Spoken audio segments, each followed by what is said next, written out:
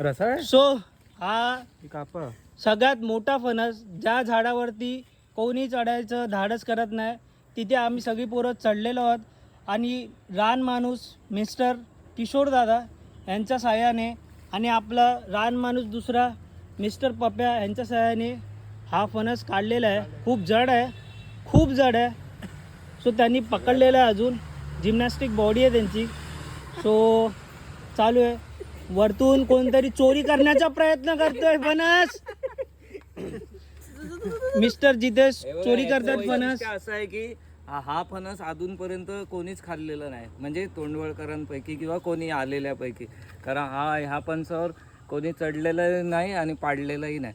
पण आज आम्ही बघितलं की हा फणस एक कांडेचोर आहेत ते खातात. म्हणजे कांडेचोर मोस्टली जो फणस खातात तो रसाळ असतो. मग हा डेफिनेटली रसाळ फणस आहे. आपण 3 फणस पाडलेले आहेत.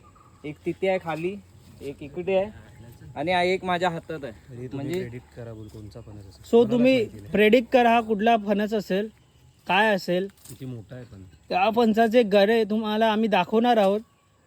तोपर्यंत फक्त बाहेरून याचं आवरण बघा किती ठीक आहे.